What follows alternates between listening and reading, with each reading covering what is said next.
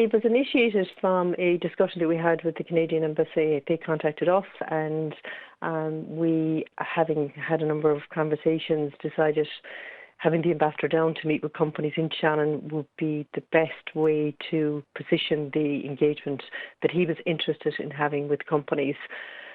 So from the time we took that call, we started calling and meeting with some of the companies, asking them had they an interest in meeting with the embassy, meeting with the ambassador, of course, His Excellency, and there was a huge appetite from that. So we limited the amount of companies that joined us so we could have as productive a conversation as we had in EI Electronics Centre of Excellence yesterday.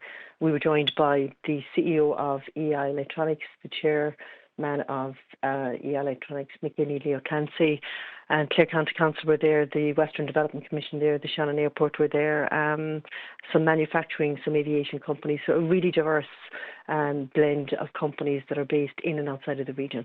And could you give an idea of the main focus points that were discussed?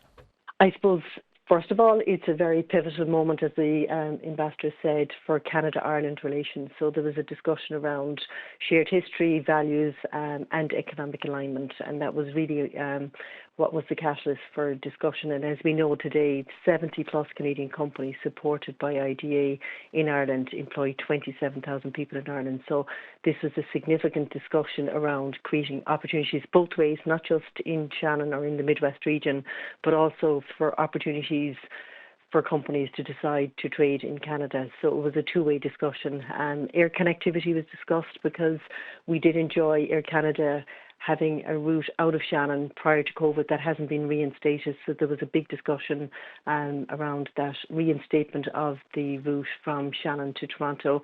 And I think maybe over time that might evolve, but there was a healthy discussion from the business community there that this was something that they would like to see realised in the future. So it was great to have Ray O'Driscoll, the interim CEO, with us to hear firsthand from the business community and to also hear the ambassador talk about his support of that development if it does happen, and I hope it does happen over the next few years.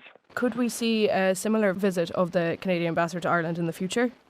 Absolutely, it's an open door.